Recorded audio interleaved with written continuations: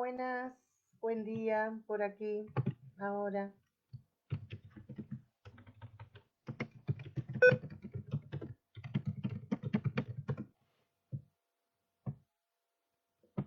Por aquí voy a esperarlas a que vayan conectando.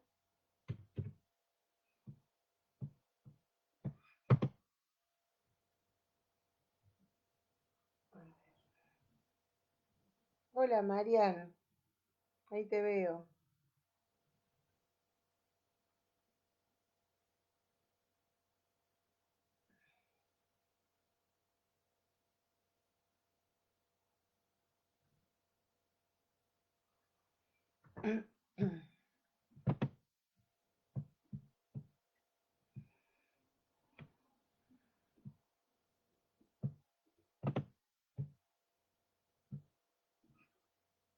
Por ahora te veo solo a ti.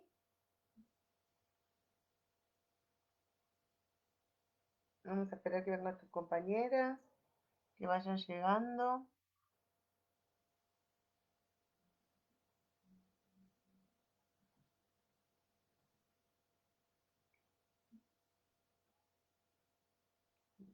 Hola, Dai, ¿cómo estás? Bien.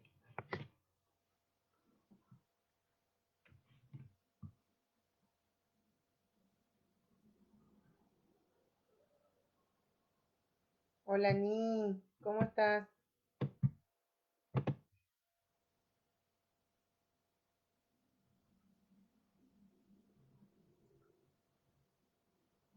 Bueno, eh, no veo cuántas personas tengo en línea.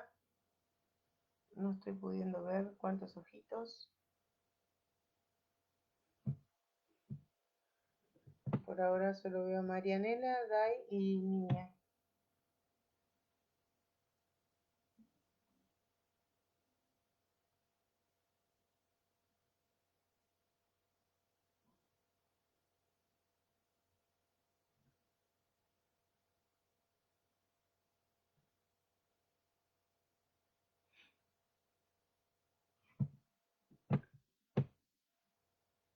No, tengo 3 personas nada más en línea. Lo que pasa es que yo por ahí les dije a las chicas que iba a hacer un pipí, pero habíamos terminado -5. Sí, Marian, si podés, porque me parece que no se enteraron que estoy por acá. Habrán pensado que iba a tardar más tiempo. Pero terminamos, les cuento a Ani y a Dai, terminamos el aula taller y 5 minutitos antes les dije voy a hacer un pipí y vuelvo porque tengo la clase con ustedes yo.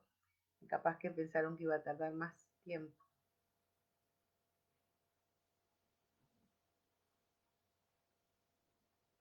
Bien, espero un minutito mientras veo si va llegando. Ahí Marianela me dijo que va a mandar al grupo para que se vayan sumando.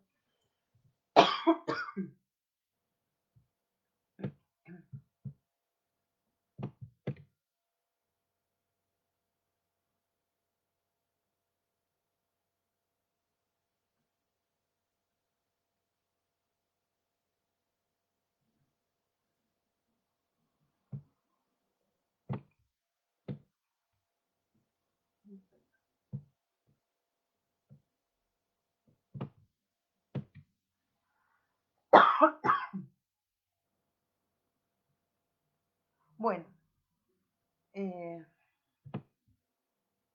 van pasando los minutitos y sigo teniendo 3 personas conectadas nada más. Ya me empiezo a sentir abandonada. Hay 4, ahí va.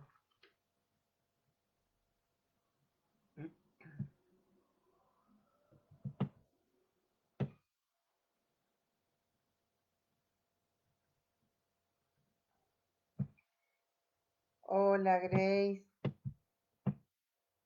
Bien, que pareciera que se enteraron que estamos por aquí. Voy a esperar 2 minutos, son 18, 10 y 10 empiezo, estén los que estén, eh, porque si no, no voy a llegar con el tiempo.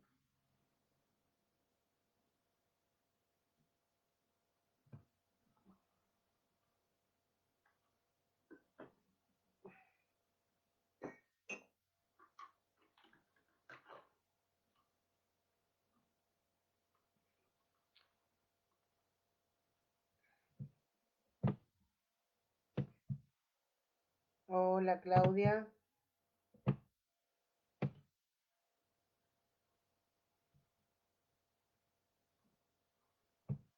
Cami, ahí ahora sí van llegando.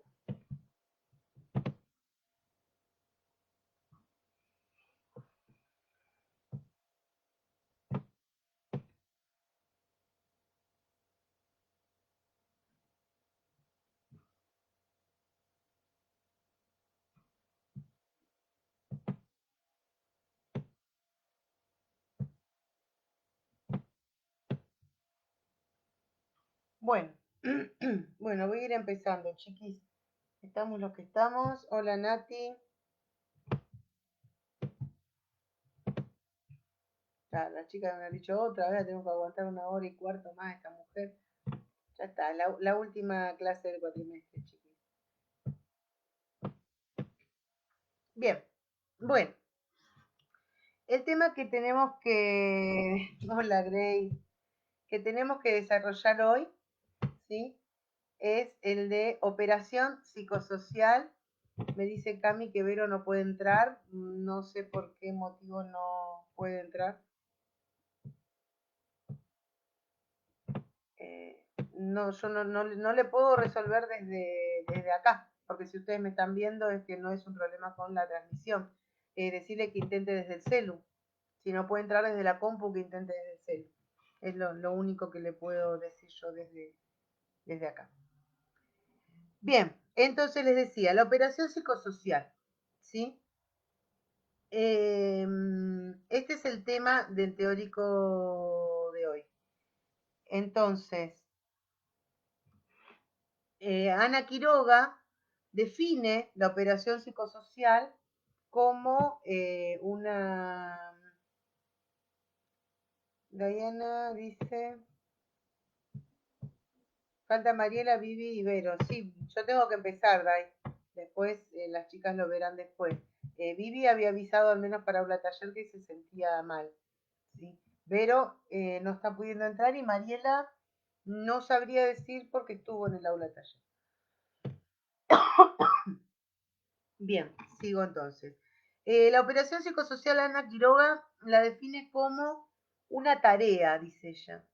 Un hacer, estas son palabras puntuales de Ana Quiroga, una tarea, un hacer que tiene una finalidad, una direccionalidad, perdón, y un sentido. Una tarea, un hacer que tienen una direccionalidad y un sentido y que va a estar sostenida por un ecro. Esta es la definición que da Ana Quiroga acerca de lo que es la operación psicosocial. ¿Sí?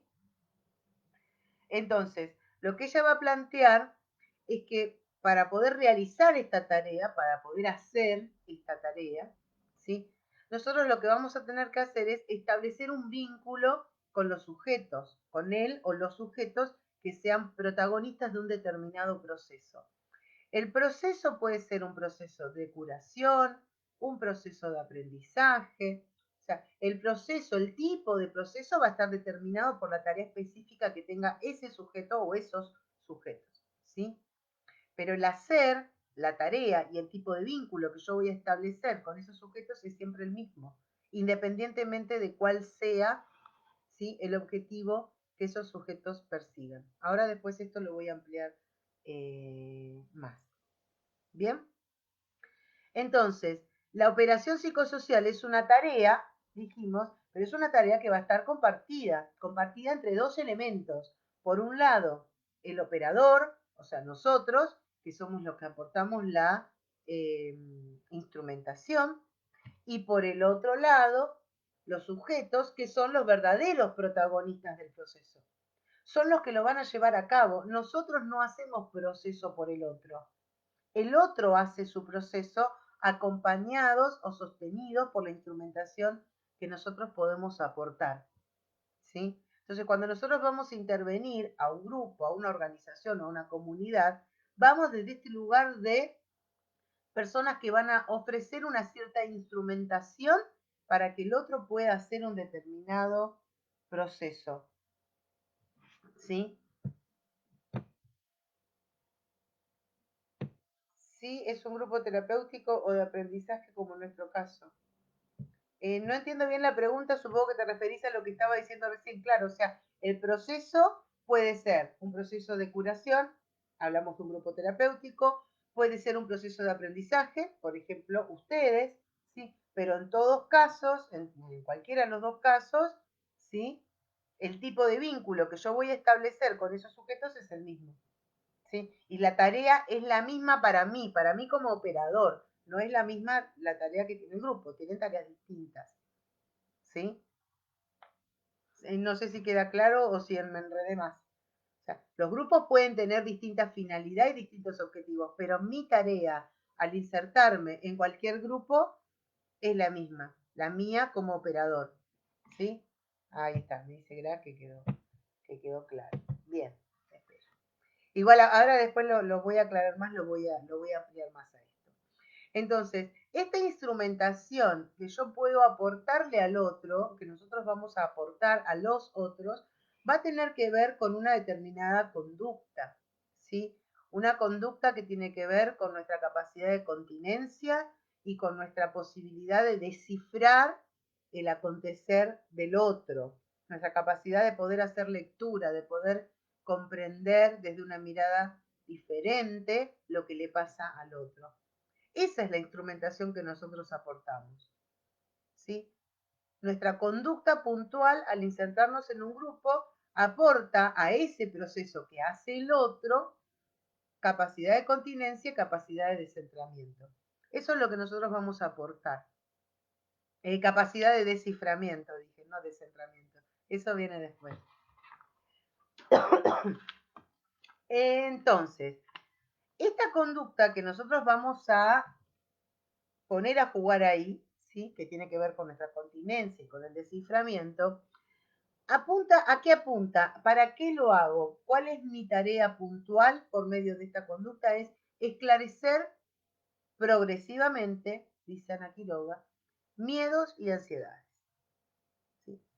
Nuestra conducta está pensada, o esta conducta de poder contener y descifrar el acontecer del otro, apunta a lograr un mayor esclarecimiento acerca de sus miedos y sus ansiedades. Miedos y ansiedades que nosotros sabemos se ponen a jugar, ¿sí? En toda situación de cambio. Y de alguna manera son los que configuran la situación resistencial. ¿Estamos hasta acá? Fíjense que yo estoy hablando, yo voy a ir haciendo ahora un entramado, un hilado de temas que ustedes ya conocen, pero que tal vez los tienen sueltos, sin relacionar. Yo voy a tratar ahora que vayamos relacionando, ¿sí? Entonces, nuestra tarea en los grupos en los que nos insertamos por medio de una determinada conducta, que después la voy a desarrollar, igual yo sé que ustedes ya algo vieron el año pasado, que es lo de la conducta, la actitud psicológica, pero por medio de esta determinada conducta, nosotros lo que buscamos es que haya para el otro un mayor esclarecimiento acerca de sus propios miedos y ansiedades, que son los que provocan su resistencia al cambio. ¿Sí? Este esclarecimiento, ¿sí? Es algo que tiene que hacer el otro. Acá es donde está la tarea compartida. Nosotros aportamos instrumentación para facilitar que aparezcan ciertas condiciones que permitan que ese esclarecimiento se haga posible. Pero el esclarecimiento en sí mismo es un hacer psicológico que lo hace el sujeto protagonista del proceso. ¿Sí?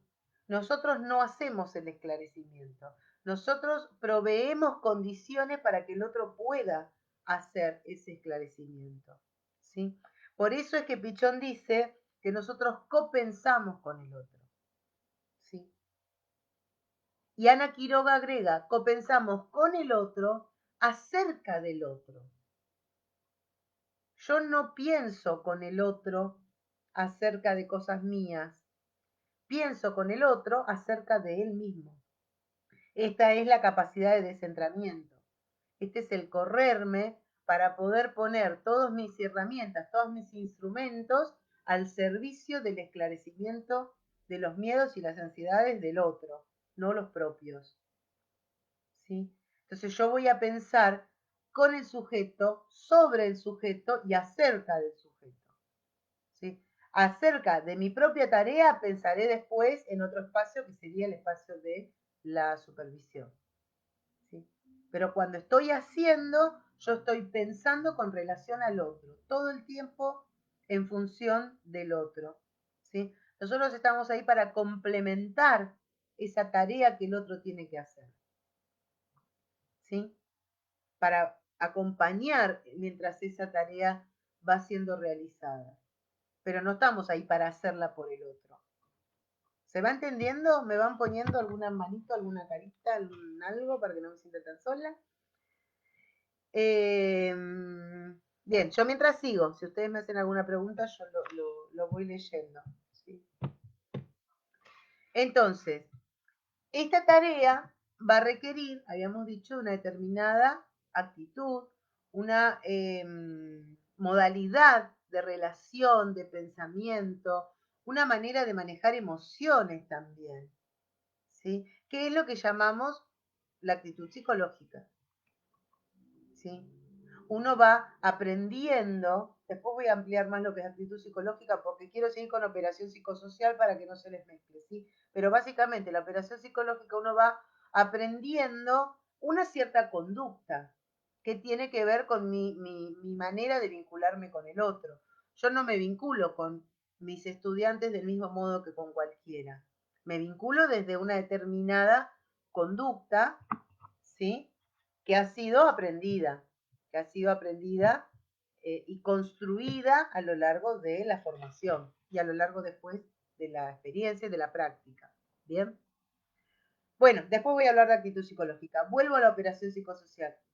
La operación psicosocial y la actitud psicológica, ambas, se van a definir desde el rol. Es nuestro rol el que nos define para qué estamos en los grupos y de qué manera estamos en los grupos. ¿Sí? Que sería la conducta, la actitud. Ahora, el rol, vámonos a teoría de los roles, tiene que ver con una función. El rol siempre está definido por la función que uno cumple. Entonces, ¿cuál es nuestra función como psicólogo social? ¿Para qué nos insertamos nosotros en los grupos? ¿Para qué nos ponemos adentro de los grupos? A ver, voy a darles un minuto para que me contesten, porque me gustaría que tengamos esa especie de feedback. ¿Para qué vamos a los grupos? ¿Qué hace un psicólogo social en un grupo?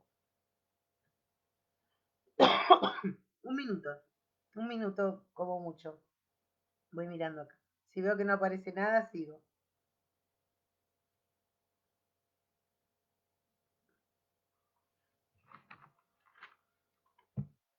¿Cuál es nuestra tarea o nuestra función al insertarnos en un grupo?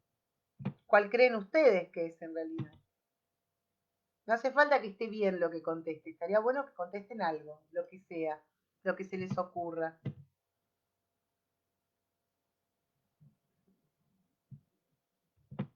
No me aparece nada.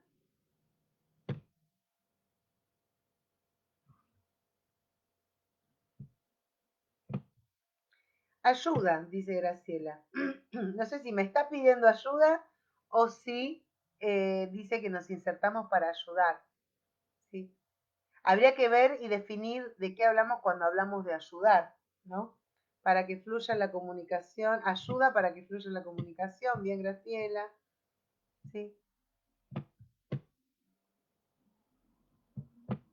Generar cambios para mayor adaptación activa, muy bien Nati.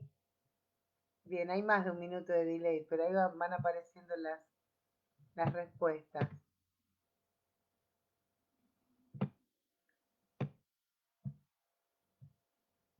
Lograr la luz de sus pensamientos y sus sentidos. Para modificar, dice Cami. Habría que ver de qué hablamos cuando hablamos de lograr la luz. Supongo que es tomar conciencia. Si estamos hablando de poder tener una mayor conciencia acerca de los propios pensamientos y los propios sentires, eso está muy bien, Graciela. Bien.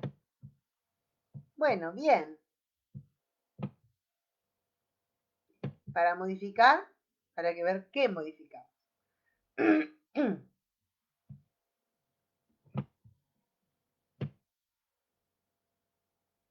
Bien, bueno, no aparece más nada. Supongo que se agotaron las respuestas. Bien, muy bien igual, ¿eh? Muy bien lo que han puesto. Ahí me pone Graciela que sí, que se refería a lo de la conciencia. Perfecto. Bueno, entonces sí, ¿para qué nos insertamos nosotros? Nosotros nos vamos a insertar para promover ciertas cuestiones dentro de los grupos. Algunas de las cuales, ahora vamos a ver, una vez que yo las mencione, terminan desembocando en estas cosas que ustedes han ido mencionando, ¿sí? Va a depender exactamente, Graciela, muy bien, Graciela, de qué grupo estamos hablando, ¿sí? Pero en todos los casos, ¿está bien? En todos los casos, nosotros buscamos promover ciertas cuestiones, ¿sí? Nosotros buscamos promover siempre la participación del otro, independientemente del tipo de grupo del cual se trate. Nosotros vamos a buscar promover la participación del otro, que el otro pueda participar de ese proceso, que el otro no esté ahí, ¿sí?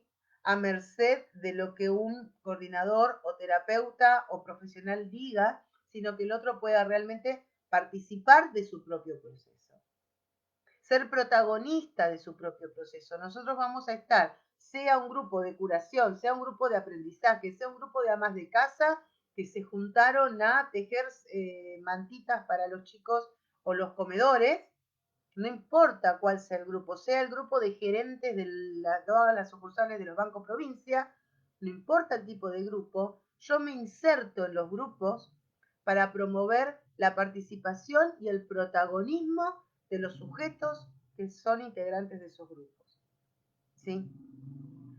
Me inserto para promover la conciencia crítica, la capacidad de pensar la propia realidad, la capacidad de poder pensar las propias necesidades en función de esa realidad, la capacidad de poder ser consciente de cuáles son mis necesidades y cuáles son los modos en los cuales las estoy satisfaciendo si es que lo estoy haciendo.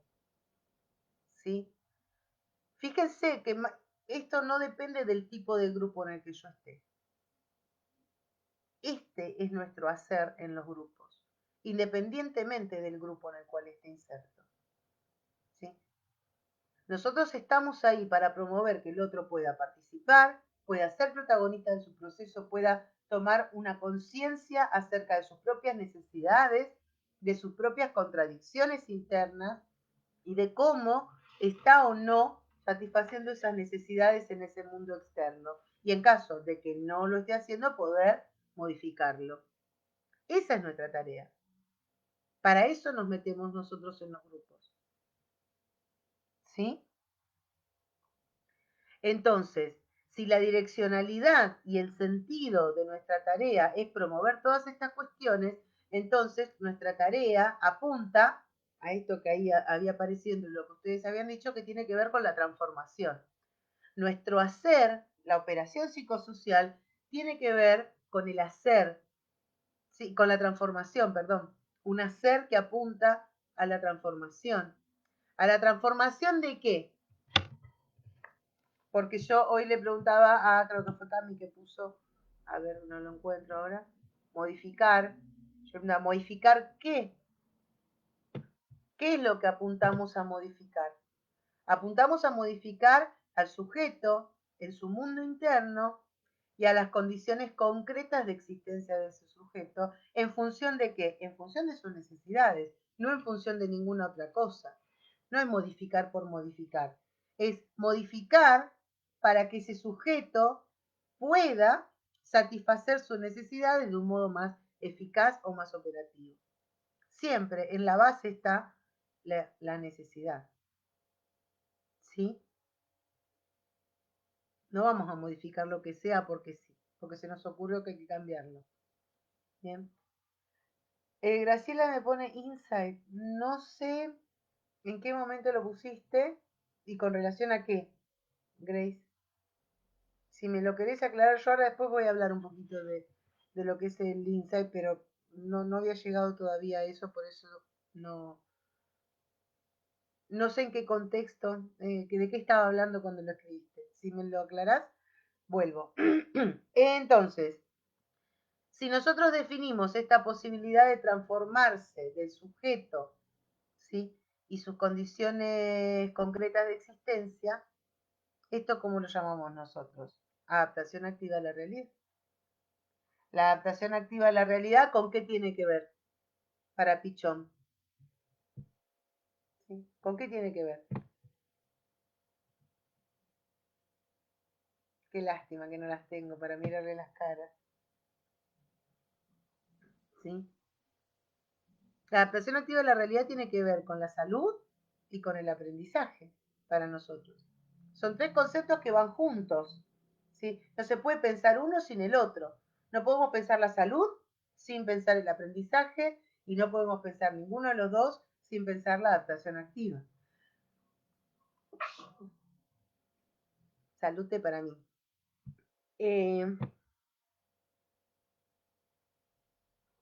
Cuando se habla de que buscamos en el otro, ayudar a lograr ese descubrimiento que ayuda a su proceso. Salud, salud, esa es la respuesta al otro. Sí, Grace, nosotros estamos ahí para intentar ayudar a que el otro logre hacer ese descubrimiento. Y acá me están respondiendo de qué hablamos cuando hablamos de adaptación activa. Salud, salud, salud, aprendizaje. Bueno, ahí hay un poquito más de 1 minuto y medio de delay, así que la próxima voy a dar más tiempo para la respuesta. Entonces, si nosotros definimos la adaptación activa desde estos lugares de salud y de aprendizaje, por tanto, ¿sí?, fíjense que lo que fui haciendo fue haciendo todo el caminito para llegar a esta conclusión. La operación psicosocial, ¿sí?, apunta al logro, la preservación y el afianzamiento de la salud mental. Logro, preservación y afianzamiento de la salud mental. ¿Sí? Por más que estemos en un grupo de aprendizaje.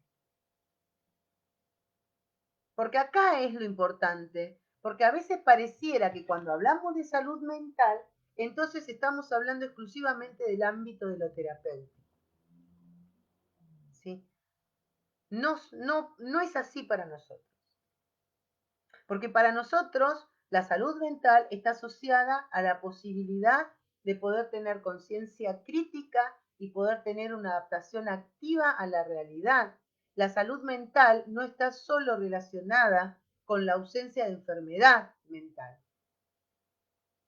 Entonces, cuando hablamos de terapia, cuando hablamos de grupos terapéuticos, sí estamos hablando de personas que han visto afectada su salud mental, que están afectadas por algún tipo de patología y entonces hará falta un especialista en ese tipo de patología. Pero yo, cuando estoy coordinando un grupo operativo de aprendizaje, también estoy apuntando a la salud mental. Porque estoy apuntando a que esas personas puedan ser más conscientes de sus propias contradicciones, que puedan conectarse con sus propias necesidades, que puedan ser protagonistas y que puedan adaptarse activamente a las situaciones de cambio que el mismo aprendizaje les propone. Por lo tanto, soy un agente de salud mental, aun cuando esté inserta en el grupo de gerentes del Banco Provincia, porque siempre apuntamos a la adaptación activa y para nosotros la adaptación activa es salud mental. Entonces, esto es importante que lo tengamos en cuenta, porque si no pareciera que cuando uno dice, no, bueno, no, en grupos terapéuticos, a no ser que uno tenga algún otro título habilitante, no podemos trabajar. Y después decimos, bueno, pero trabajamos en el campo de la salud mental, siempre trabajamos en el campo de la salud mental, desde nuestra visión de lo que es la salud mental. Cualquiera me diría que yo no trabajo en salud mental porque no estoy inserta en ningún espacio institucional que tenga que ver con la salud mental. ¿Está bien? Y esto es real, es un dato objetivo también. Institucionalmente, la salud mental está recortada a ciertos parámetros. Ahora, desde el ECRO, la salud mental es mucho más amplia que eso. Es mucho más amplia que el solo hecho de tener o no determinados síntomas. La salud mental para nosotros implica un poder hacer y transformarme y transformar la realidad. Por lo tanto, cuando yo estoy trabajando con un grupo de aprendizaje, cuando yo estoy trabajando con las señoras que se pusieron a tejer las frazaditas para los comedores, o estoy trabajando con los gerentes del Banco Provincia, no importa si yo estoy apuntando a que esas personas puedan transformarse y transformar su medio, estoy siendo en ese momento un agente de salud mental desde esta concepción pichoniana de la salud mental como adaptación activa y posibilidad de aprendizaje. ¿Se entiende? ¿Sí? Porque si no nos quedamos siempre recortaditos en que, no, o es terapia o es aprendizaje. Bueno, en la terapia hablamos puntualmente de patología, pero cuando hablamos de aprendizaje también estamos hablando de salud mental. No queda excluida la salud mental de la idea del aprendizaje. ¿Sí? Bien. Creo que se va entendiendo. Si no me van preguntando, estoy tratando de ser lo más clara posible porque sé que conocen todos estos temas. Lo que yo quiero ahora es que ustedes puedan relacionarlos entre sí a estos temas. Estoy pensando, ¿hasta qué hora tengo? De 10 a 11 y cuarto. Bien, no, porque la última vez que les di teóricos a ustedes, si no me equivoco, me fui con el tiempo pensando que terminábamos en otro horario. Bien, me fui con las reflexiones. Ya vuelvo, ya vuelvo. Acá, sí. Entonces, la operación psicosocial les decía, empezamos con esto. Es una tarea, dicen aquí lo hago un hacer, que tiene una direccionalidad y que se apoya en un necro. ¿Está bien? Entonces ya hablamos de la tarea y la direccionalidad. En definitiva, terminamos dando todas las vueltas que di para llegar a esta conclusión de que nuestra tarea, nuestro hacer, apunta a lograr, preservar o afianzar la salud mental. ¿Bien? Entonces, el ecro. Vamos a esto que se sostiene en un ecro. Cuando hablamos del ecro, hay un concepto que está en la base de todo el ecro, que sostiene toda la estructura del ecro, que es nuestra concepción de sujeto. ¿Sí?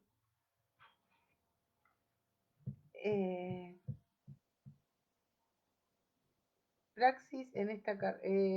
no sé, Grace. Traten, chiquis, de ser más explícitos con los comentarios con respecto a quién lo están diciendo, porque cuando a mí me llega acá, yo ya hace 2 minutos que hablé de lo que estaba hablando. No, no sé, porque me pone Graciela, praxis en esta carrera, pero no sé respecto de qué o en qué contexto de lo que yo estaba diciendo, si me lo podés aclarar y es alguna pregunta, lo retomo. Bien, sigo entonces. El ecro nos va a remitir a nuestra concepción de sujeto. ¿Sí? Y acá no la escriban todos porque es pregunta y ya sé que ya lo saben. Nuestra definición de sujeto, ¿cuál es? ¿Sí? Ser de necesidades que solo se satisface socialmente en relaciones con otros. Bien. Entonces, cuando decimos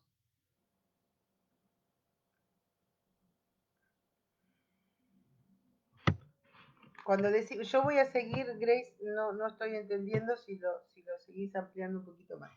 Cuando decimos que nos apoyamos en un ecro, estamos diciendo que nuestra tarea o la operación psicosocial se plantea en función de las necesidades del sujeto. ¿Sí?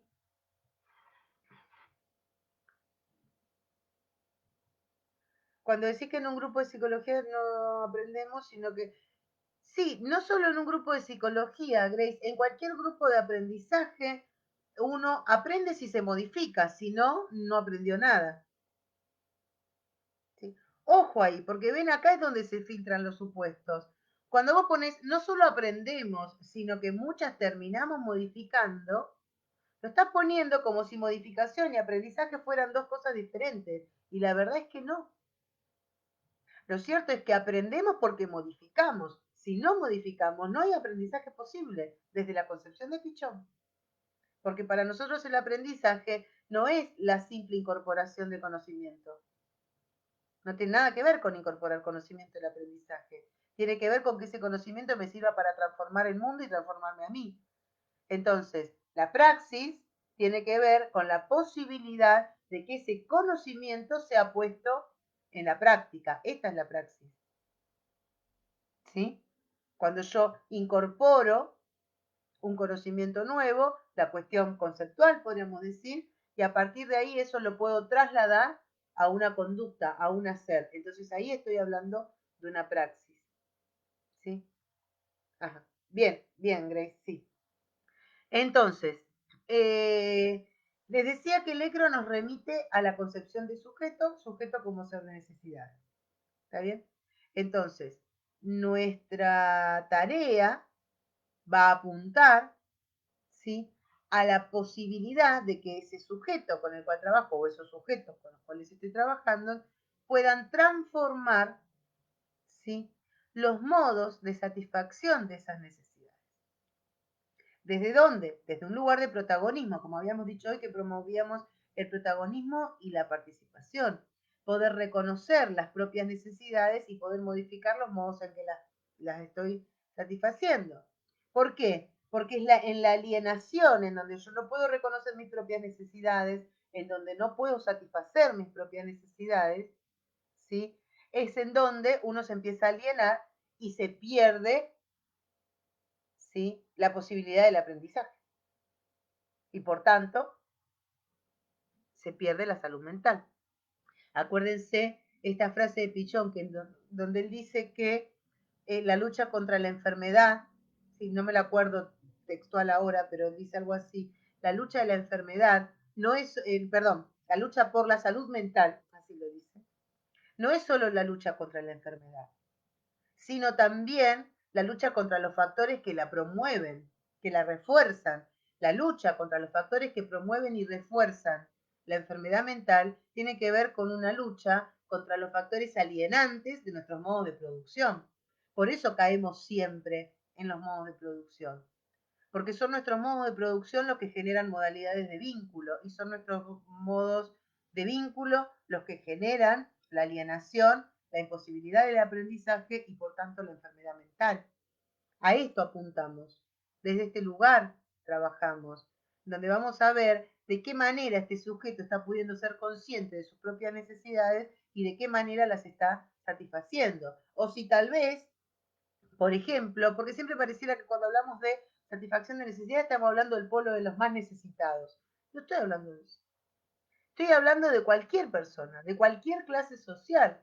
Tenemos personas en clases sociales muy altas que están manteniendo un estilo de vida, satisfaciendo necesidades que no les son propias. Ahí también hay alienación. Si no pareciera que nosotros los psicólogos sociales solo vamos a trabajar con la necesidad en el plano de la necesidad básica de personas que no las están pudiendo satisfacer por falta de recursos. Hay personas que no pueden satisfacer sus necesidades porque las desconocen. No saben cuáles son sus necesidades. ¿Sí? Y hay todo un sistema, un modo de producción capitalista, que nos ha convencido de cuáles deberían ser nuestras necesidades. Y ahí vamos todos alienados en pos de esas necesidades que no nos son propias. Eso también es alienación y eso también atenta contra la enfermedad mental. Vero y Meli no pueden ver el video. A mí acá, si ustedes lo están viendo y a mí acá no se me ha cortado, chiquis, es porque la transmisión está bien. Van a tener que ver ellas si están teniendo algún problema con internet. Bien, sigo entonces. Sigo porque yo me voy. Este tema me gusta mucho, me apasiona pensar estas cuestiones. ¿Sí? Pensarlo, porque con ustedes, que están en tercero, que ya están a casi un cuatrimestre de recibirse, esto ya se puede hablar, ya se puede instalar para que se lo repregunten, ¿sí? Para que lo puedan después empezar a hacer circular en el grupo. ¿Cuál es la postura de cada una de ustedes respecto de estos temas? Bien. Entonces, dije hoy, la operación psicosocial es una tarea, tiene una direccionalidad, la salud mental. Se apoya en un ECRO que tiene como base esta idea de el sujeto como ser de necesidades, por lo tanto trabajamos en función de esas necesidades. Y por otra parte, esta operación psicosocial se va a desarrollar, ¿se acuerdan que yo dije que se hacía falta establecer un vínculo? Entonces, en el campo de las interacciones trabajamos nosotros. ¿En dónde se lleva a cabo esa tarea que está realizada en función de las necesidades del sujeto? En el vínculo. Es en el vínculo en donde yo trabajo. ¿Sí? Es en el campo de las relaciones en donde yo me voy a insertar para poder trabajar con el otro. ¿Sí? Entonces, lo que vamos a establecer es un tipo de relación bastante particular no es una relación de pares. ¿Está bien? Es un problema, leí justo un mensaje que mandó Meli que dice que tiene un problema con la conexión. Ahí mandó un mensaje, pero no, yo no se lo puedo resolver y no puedo contestarle el mensaje tampoco ahora. Establecemos un tipo de relación que es una relación de asistencia. ¿Sí? Es una relación particular, es una relación de asistencia, que ojo que no quiere decir asistencialismo, son dos cosas diferentes. No voy a hacer la diferencia ahora, pero en definitiva es todo lo contrario del asistencialismo. En la asistencia lo que yo hago es aportarle al otro instrumentación, sostenerlo, contenerlo, mientras el otro va haciendo un determinado proceso, ¿sí? Lo que había dicho al principio. Entonces, para ir definiendo términos, a este que aporta la instrumentación que contiene y sostiene el proceso del otro, le vamos a llamar, a partir de ahora, el agente de la operación. ¿Sí? Y al otro, que es el protagonista del proceso, que es el que en definitiva hace el proceso, ¿sí? El actor de ese proceso, le vamos a empezar a llamar el sujeto de la operación. ¿Sí? Entonces tenemos una relación, un intercambio entre agente y sujeto, ¿sí? Que va a estar centrado en el sujeto. ¿Sí? O sea, hay un intercambio subjetivo ahí, hay un vínculo que se establece entre los dos. Cuando hablo de el sujeto, puedo estar hablando del grupo como conjunto de sujetos, ¿está bien? Como conjunto de personas, ¿está bien? Tenemos entonces al agente y a él o los sujetos protagonistas del proceso. ¿Sí? Agente de la operación, sujeto de la operación. ¿En dónde se van a estar centrando los dos? En el sujeto de la operación. Y en cómo está llevando a cabo ese proceso. ¿Sí? Entonces, este encuentro entre los dos va a estar pautado por un encuadre. ¿Sí? El encuadre es el que delimita las formas y los límites de ese vínculo. Es desde el encuadre en donde se me instala esta idea de hasta dónde yo puedo llegar con el otro. Porque es el encuadre el que me instala esta idea de la abstinencia, la pertinencia, la discreción. ¿Sí? Es el encuadre el que me dice cuáles son las características que tiene que tomar este vínculo que yo voy a establecer con el otro. ¿Sí? Y es un encuadre que está pensado en función de qué? En función del logro de los objetivos. ¿Cuáles eran los objetivos? Afianzar, lograr, preservar la salud mental. ¿Sí? ¿Ven cómo se van relacionando una cosa con la otra? Digo, el encuadre está pensado, el encuadre de la relación está pensado para sostener un tipo de vínculo que es el que se supone, desde las teorías psicológicas que conocemos, puede sostener y contener mejor, ¿sí? Un proceso de esclarecimiento de los miedos, de las ansiedades, que apunte a la transformación, que apunte a la salud mental. ¿Bien? Si va habiendo alguna duda, me van preguntando. Entonces, el agente de la operación se va a apoyar en un necro para establecer ese encuadre y se va a poner al servicio, dijimos, de las necesidades del otro. ¿Sí? Ahora, esas necesidades del otro, ¿sí? Pueden estar inmersas en problemáticas recontra diferentes, ¿sí? O sea, nosotros nos podemos insertar en el abordaje de distintas problemáticas, muy diferentes entre sí, ¿sí? Por ejemplo, tiro así rapidito para que no se me vaya el tiempo con esto que son palabras nomás. Tratamiento de neurosis de psicosis, apoyo a la resolución de los problemas de aprendizaje, logro de mayor operatividad grupal, modificación de modalidades de vínculo y de comunicación en la familia, abordaje de situaciones de crisis. Cualquiera de todos estos campos nosotros nos podemos insertar. Ahora, para poder insertarnos no alcanza con solamente saber ciertas cuestiones. Para poder insertarme en ciertos campos, yo tengo que tener una instrumentación muy diferente en cada caso. No es lo mismo trabajar en grupo terapéutico en donde tendré que tener toda la instrumentación, no solo con respecto al conocimiento, sino también legal y técnica, que me permita insertarme en ese grupo. Digo, si yo quiero trabajar con grupos terapéuticos, tengo que ser psicólogo o tener un título que me habilite a trabajar con las psicopatologías. ¿Está bien? Si yo quiero insertarme en grupos familiares, bueno, tendré que tener algún tipo de formación en donde pueda pensar. Digo, nosotros ahí sí podemos y tenemos la formación. Sería interesante ampliarla con elementos, por ejemplo, de la psicología sistémica o un montón de otros eh, dispositivos teóricos que nos pueden aportar instrumentación acerca de ese campo de trabajo. Si yo quiero trabajar en el campo organizacional, voy a tener que tener esa instrumentación que me permite insertarme en el campo organizacional. ¿Sí? Digo, uno tiene que, además de los elementos de electro, instrumentarse para poder insertarse correctamente en el ámbito en el cual quiere trabajar, especialmente si el ámbito va a tener que ver con la psicopatología. ¿Sí? Ahí hay que instrumentarse con otros dispositivos teóricos y metodológicos, además del electro. ¿Está bien? Ahora, de cualquier manera, sea cual sea el campo en el que yo me estoy insertando, nuestra tarea siempre va a apuntar a la ruptura de estereotipos. Ruptura de estereotipos de pensamiento, de sentimiento, de acción. ¿Sí? Porque nosotros siempre vamos a apuntar, a trabajar sobre aquellas cuestiones a las cuales el sujeto se resiste a cambiar. ¿Y por qué se resiste a cambiar? Porque hay ansiedades, porque hay miedo. Por lo tanto, nuestro campo de trabajo va a ser el terreno de los miedos. Nosotros trabajamos en el terreno de los miedos del otro, que son los que le impiden poder cambiar, y que si no puede cambiar, entonces estamos hablando de que no puede aprender, y si no puede aprender, entonces, ¿sí? Siempre terminamos en la salud mental de nuevo. ¿Está bien?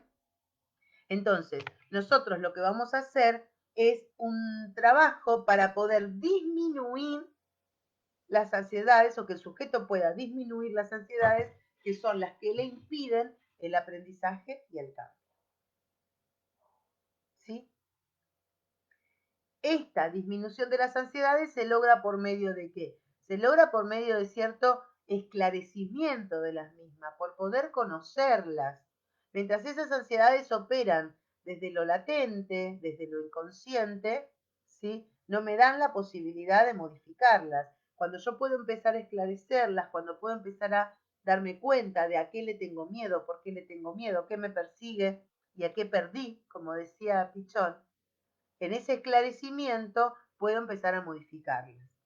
Ese esclarecimiento es lo que llamamos insight. ¿Sí? El insight tiene que ver con esta posibilidad de darme cuenta. ¿Sí? Un darme cuenta que nos permite resignificar la realidad, hacer una relectura de la realidad, interpretarla de un modo nuevo. ¿Sí? El insight me permite entender la realidad, entender mi realidad de un modo diferente y por tanto me permite un hacer diferente sobre esa realidad. El insight es siempre resultado de un proceso. ¿Sí?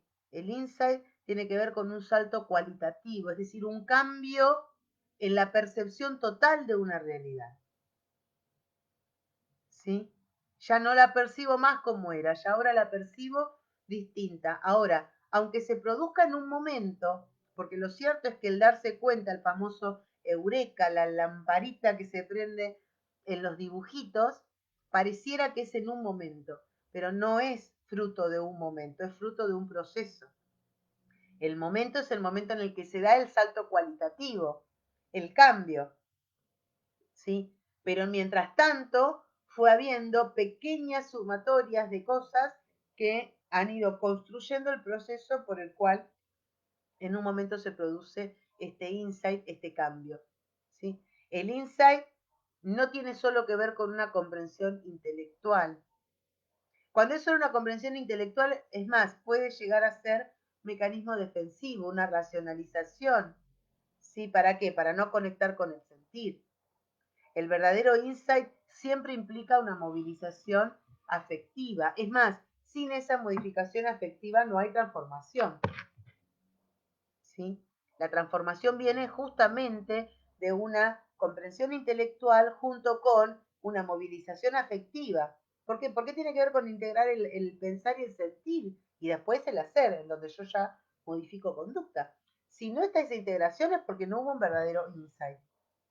Cualquier otra cosa, hubo una racionalización, pero no hubo un insight.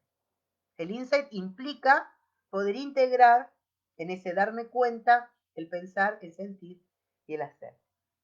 ¿Sí? Poder realmente modificar ciertas actitudes, modificar matrices, ¿sí? Modificar maneras de pensar la realidad, de interpretar la realidad. Hay una frase, no sé si está en el texto que ustedes van a recibir, creo que sí, que está ahí, porque de estas clases de Ana Quiroga, pero que me gusta mucho como le dice ella, que ella dice, el insight desmorona una ficción. ¿Sí? El insight nos hace dar cuenta que eso que creíamos no era tan así. Y esto nos permite mirar la realidad de un modo nuevo. Este es el insight. ¿Sí? Nosotros vivimos un argumento, desde un argumento interno, vamos viviendo una cierta realidad porque vamos repitiendo ciertos patrones de conducta, de pensamiento, de sentimiento.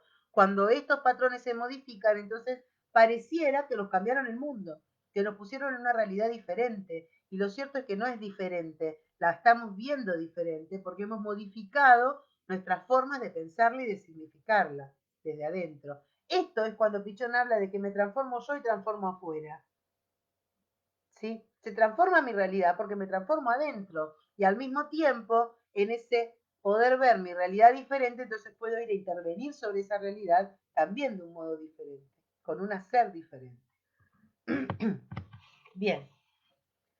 Ay, la hora, mamita querida. Entonces, hoy les había dicho, dejo para después, les dije la actitud psicológica. Bien, acá llegamos. Quería tener media hora para la actitud psicológica y voy a tener 25 minutos. Capaz que llegamos hoy.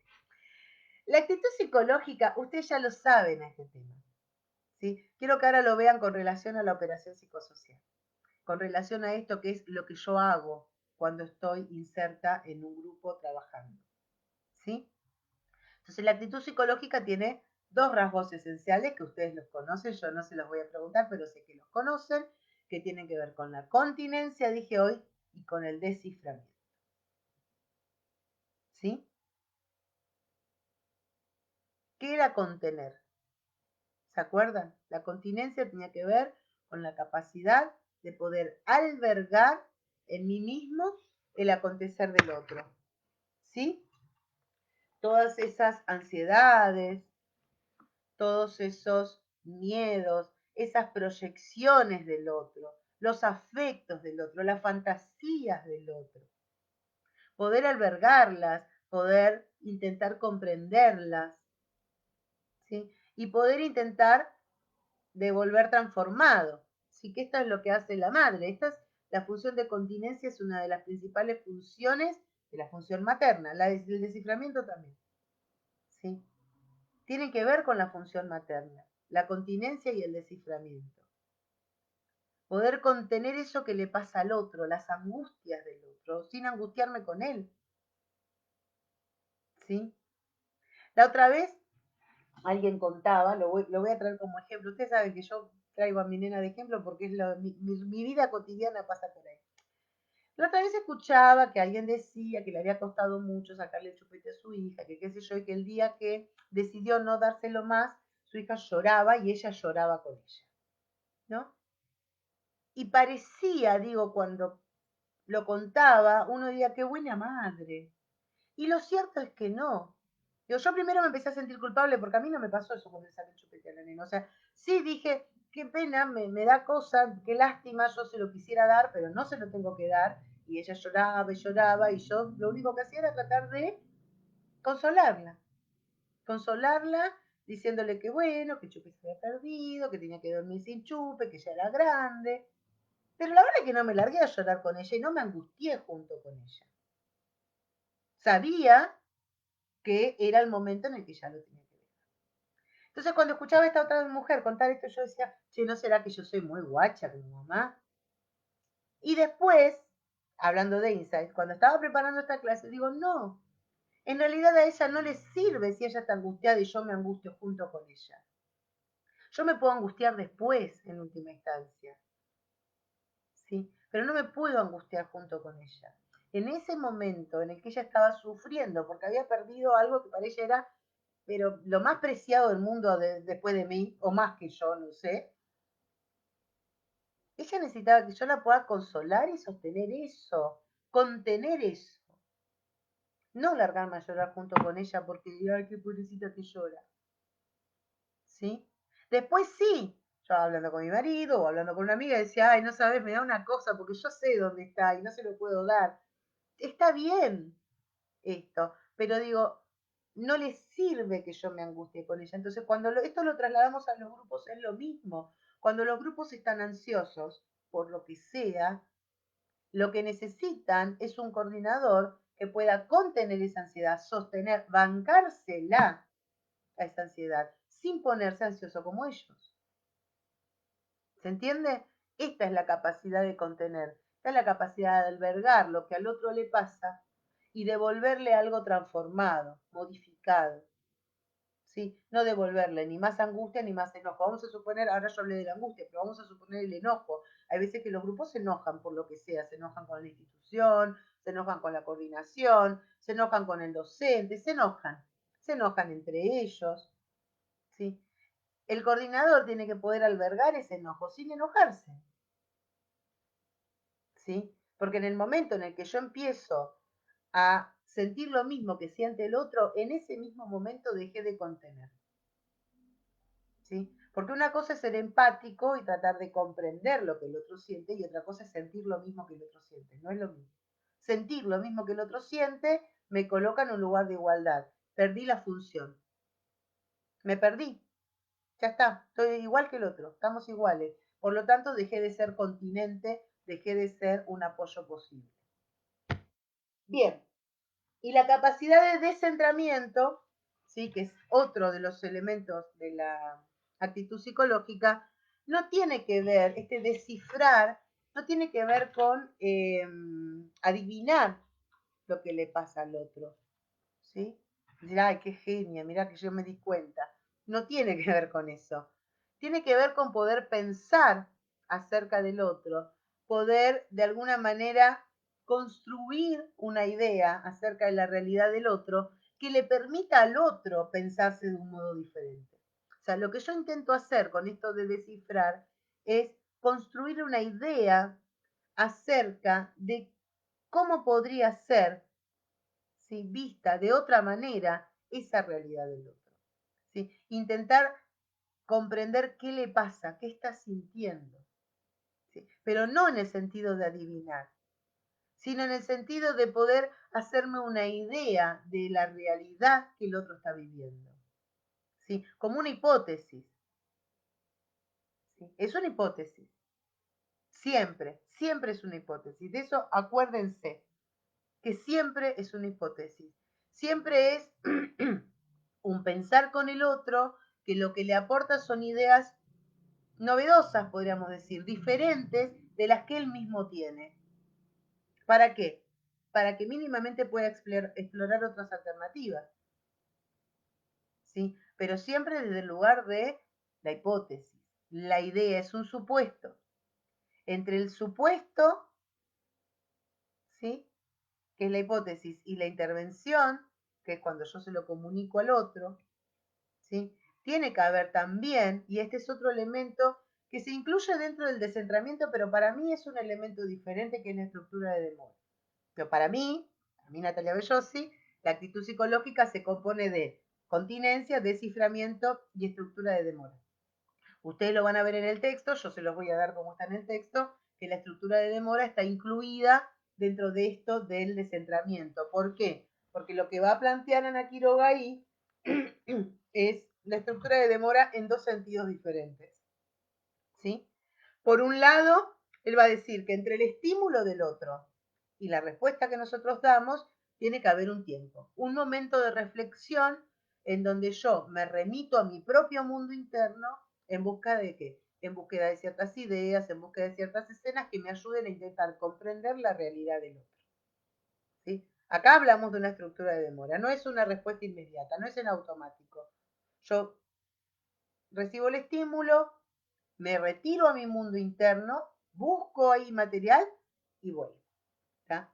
Pero por el otro lado, ¿sí? El otro momento en donde también está esta necesidad de la estructura de demora, ya no tiene que ver con la búsqueda de escenas propias, sino que tiene que ver con remitirme al ecro, ¿sí? Ir a buscar en la teoría algo que me ayude a comprender esto. ¿Sí? Después esto va junto, se explica así separado solo a fines didácticos, ¿está bien? Entonces, yo hago una escucha, una mirada, un registro, con todo eso que escuché, miré y registré, ¿sí? Me voy a remitir ahora al ECRO para hacer una interpretación. Pero una vez que hice la interpretación, no es que, listo, la hice y voy y la tiro. No, la sostengo ahí, voy viendo si aparecen más elementos que la confirmen, que confirmen esta hipótesis, ¿sí? Y después recién intervengo. Desde un lugar siempre de cuidado del otro, de ver de qué manera se lo digo, cómo se lo digo, en qué momento se lo digo. Todo eso implica que yo tenga una estructura de demora lograda, ¿sí? Trabajada. Bien, creo que estamos hasta acá. Si tienen alguna preguntita, me falta todavía, no es que terminé, pero quiero saber si tienen alguna pregunta hasta acá antes de meterme en lo último.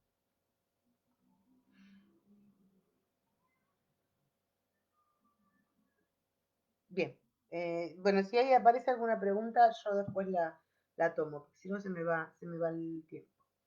Entonces, esta actitud psicológica, esta capacidad de contener, esta posibilidad de descifrar, ¿sí?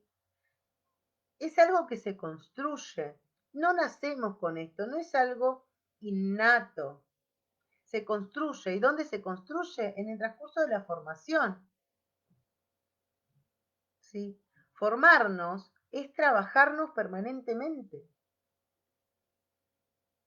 Aquel que no se trabaja, no se está formando, se está solamente informando. ¿Sí? Y yo lo digo como coordinadora de hace tantos años, yo he visto mucha gente pasar por los grupos que ha venido a informarse y que nunca se formó, que nunca quiso formarse, porque nunca quiso trabajar sus miedos, porque nunca quiso trabajar sus ansiedades, porque siempre fue una roca respecto de sus sentires y de la posibilidad de mirarse y reverse. Por supuesto que en algunos momentos no le quedaba otra, el cachetazo le llegaba y entonces había ciertos insights, pero eran casi que insights que se le caían de maduro y no porque hubiese una búsqueda de querer conocerme para poder trabajar mejor con el otro. ¿Sí? Entonces, siempre la verdadera formación incluye estos dos polos. La información, la capacidad de aprender desde lo conceptual. Está bien, hay que saber desde lo conceptual también. Pero desde el otro lado está esta otra pata que es fundamental, que es el trabajo conmigo mismo. El trabajo de mis propios miedos, el trabajo de mis propias ansiedades, el trabajo de mis propias resistencias, porque después es con eso con lo que yo voy a ir a trabajar afuera. Yo después voy a ir a trabajar con los miedos, las ansiedades y las resistencias del otro. Entonces, para poder trabajar con eso, voy a tener que tenerlo trabajado en mí. Si no, no lo voy a poder trabajar. ¿Sí?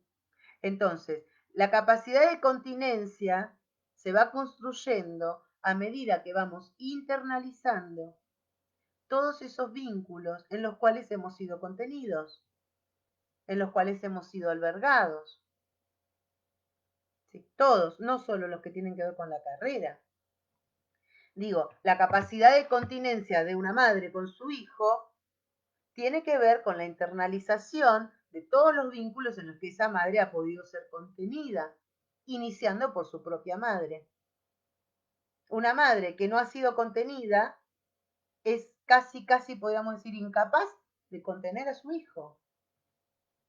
Por eso, Winnicott hablaba de la importancia de la función paterna, del padre conteniendo a la madre, del entorno, porque él habla del padre y después habla del entorno. El entorno conteniendo a la madre. ¿Por qué? Porque solamente una madre contenida puede contener.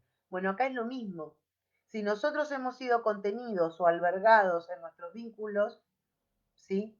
Sean familiares, sean de amistad, sean nuestros mismos compañeros en el grupo operativo que han logrado contenernos, sea la coordinación que ha logrado contener nuestros propios procesos, entonces vamos internalizando modalidades de contención y de sostén hacia el otro. Y así vamos construyendo la capacidad de contener. Y la capacidad de desciframiento se va construyendo en esta sucesión de insights que uno va haciendo a lo largo de la formación y que tiene que ver con la búsqueda permanente de trabajar con mis propios miedos y con mis propios obstáculos, con mis propias resistencias, con un animarme a hacerlo. ¿Sí? Betty Miranda va a hablar de lo que ella llama el arquetipo del sanador herido. En realidad ella no le llama arquetipo, ella habla del sanador herido, pero esto es un arquetipo que trabaja Jung, el arquetipo del sanador herido. Y hace referencia a un tipo de relación, en realidad hace referencia al arquetipo de la relación terapéutica, ¿sí? Que en los distintos mitos y en las distintas historias se expresa casi siempre como alguien que es capaz de curar, pero que está gravemente herido. ¿Sí? Uno de los mitos griegos es un mito, no viene al caso, no lo voy a desarrollar del todo ahora, pero el mito de Quirón. Quirón era un centauro que habría sido herido mortalmente no porque era inmortal, justamente, pero había sido herido gravemente por Hércules con una flecha envenenada, ¿sí? Y sin embargo, a pesar de estar gravemente herido en una de sus patas traseras, él enseña a, no me acuerdo ahora el nombre, no importa, bueno, le enseña a alguien, Esculapio. Esculapio le enseña toda la ciencia de la medicina, todos los secretos de la medicina y de las plantas y de las hierbas medicinales. Y luego, de alguna manera, él, frente a tanto dolor que sentía, cede su inmortalidad para poder liberarse del dolor. Pero mientras tanto, y mientras estaba herido gravemente por esta flecha envenenada, él siguió instruyendo a muchísimos de los que después aparecen en los mitos como otros dioses, semidioses, ¿sí? Entonces, Quirón es el arquetipo más conocido de esto de el sanador herido, ¿sí? Aquel que puede curar porque está herido, justamente porque está herido puede curar, ¿sí? Entonces, en cada uno de nosotros habitan un sanador y un herido. ¿Está? Cuando están integrados, cuando yo puedo reconocer, ¿sí?, que he sido herida y que he podido sanar, cuando están integrados, ¿sí?, de alguna manera yo puedo reconocer también la herida en el otro, ¿sí?, conectarme con las heridas del otro y desde ahí ayudarlo, colaborar, comprender, ¿sí?, y contener su proceso de curación. Llevémoslo ahora esto al campo del aprendizaje. Si yo puedo reconocer mis propias resistencias y mis propios obstáculos en el aprendizaje, puedo entonces conectar con los obstáculos y las resistencias del otro para comprenderlo y para acompañarlo en su proceso de esclarecimiento y de vencer esa resistencia para lograr el cambio. Ahora, si yo no lo tengo integrado, si yo no puedo reconocerme como herida, tengo dos posibilidades. Si no me puedo reconocer como herida, voy a estar siempre en el polo de la sanadora. Te voy a pedir tal vez 2 minutitos más, Nine. ¿Sí? Entonces voy a tener una actitud muy arrogante en la cual a vos te pasa esto, a mí no. ¿Sí? Vos estás herido, vos tenés resistencia, vos tenés el obstáculo. A mí estas cosas no me pasan ni me han pasado. ¿Sí? Es una actitud de mucha arrogancia. ¿Sí? Una actitud en la cual yo me coloco en un lugar de superioridad respecto del otro. Un lugar en el que yo ya tengo todo esto resuelto. Los problemas ahora los tenés vos. ¿Está bien? Ahora, también puede pasar que me quede siempre en el polo de la herida y que no pueda reconocerme como sanadora. Y entonces voy siempre por la vida como una niña herida, dependiente, siempre buscando a alguien de quien depender. ¿Sí? Siempre buscando a alguien que me sane. ¿Sí? Estas son las dos posibilidades de no tener integrada esta idea del sanador y el herido. ¿Sí? Como nosotros dijimos, trabajamos sobre los miedos del otro, teniendo en cuenta estas ideas, es fundamental que nosotros tengamos trabajado nuestros propios miedos. Que al menos seamos conscientes de nuestros propios miedos. No digo que los tengamos resueltos, siquiera digo que los tengamos resueltos, pero sí que seamos conscientes de cuáles son nuestros miedos. Digo, si yo voy a entrar, dice Virginia Gawel, que es una psicóloga argentina, en el mundo interno del otro, tengo que asegurarme de tener los pies limpios. Y es esto a lo que se refiere. Yo no puedo ir a trabajar en el terreno de los miedos del otro si no he metido las patas hasta acá en el terreno de mis propios miedos. ¿Sí? Freud decía, ningún analista puede ir más allá de lo que sus propios complejos y resistencias le permiten. ¿Sí? Y Jung decía algo muy similar, y es, solo en aquello en lo que el terapeuta mismo es afectado, puede curar. Entonces, desde este lugar es que es fundamental nuestro trabajo con nuestras propias proyecciones, con nuestros propios obstáculos, con nuestras ansiedades, con nuestras fantasías, para poder ser operadores eficaces, afectivos, cercanos, humildes sobre todo. Acercarme a la resistencia del otro desde el reconocimiento que yo alguna vez también estuve en ese lugar, que todavía estoy muchas veces en ese lugar. Porque si yo voy desde el creer que porque ya recibí mi título, ya tengo todas mis resistencias resueltas y el problema ahora es del otro, entonces me voy a instalar en un lugar de mucha arrogancia y de mucha distancia, porque ojo, los mecanismos de defensa no dejan de operar en nosotros. Entonces, si yo no me animo a trabajar con mis propios miedos, con mis propios obstáculos, cuando los vea reflejados en el otro, lo que voy a hacer es primero negarlos, ¿sí? No los voy a ver. Y segundo, ponerme lo más lejos posible. No vaya a ser que me toque de alguna manera, ¿sí? Entonces, si estoy lejos, no puedo ni contener ni descifrar. ¿Se entiende? Entonces, el trabajo con los propios miedos tiene que ver con que solamente así yo después voy a poder trabajar con el otro, ¿sí? Si no, me voy a estar colocando siempre en lugares de superioridad, de intelectualidad, ¿sí? En donde lo que al otro le pasa a mí no me afecta. Este sería un mal profesional.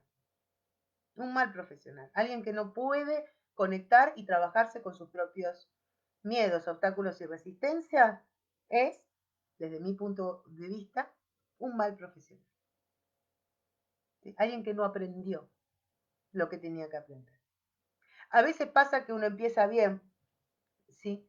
Uno empieza desde un lugar de una coordinación muy cálida, muy afectuosa, y después con el tiempo se va como endureciendo, ¿no? Bueno, para eso están las supervisiones, para que eso no nos pase, ¿sí? Por último, y ya termino, Nine, porque me va a matar Nine. Decía Jung que el amor y el poder nunca van juntos, que en donde se instala el poder, el amor se retira, y donde ingresa el amor, el poder se va, ¿sí? No lo dice así, pero más o menos esta es la idea. Entonces, para cerrar y repensar esto que les decía recién, alguien que no ha podido trabajar con sus miedos, que se resiste a trabajar con su resistencia, valga la redundancia, y sus propios miedos, lo que va a hacer es instalarse en una relación de asistencia en la que lo que va a imperar es el poder. Esto de yo soy el que sé, vos sos el que no sabe. Yo soy el que sana, vos sos el que está herido. ¿Sí? Y vos dependés de mí para poder lograr sanarte o aprender o lo que sea. Este es un lugar de poder, ¿sí? En donde el saber que tengo lo estoy poniendo al servicio del poder. ¿Bien? Ahora, cuando yo tengo integrado el arquetipo del sanador herido, cuando yo he podido trabajar mis miedos, cuando yo puedo reconocerme en mis miedos, en mis ansiedades, en mis resistencias, en mis obstáculos, entonces esa relación de asistencia que yo voy a establecer con el otro va a estar en este lugar que tiene que ver con el amor. Con el amor en cuanto a la igualdad como personas. Somos dos seres humanos iguales, afectados por exactamente los mismos mecanismos y los mismos dolores y las mismas cuestiones.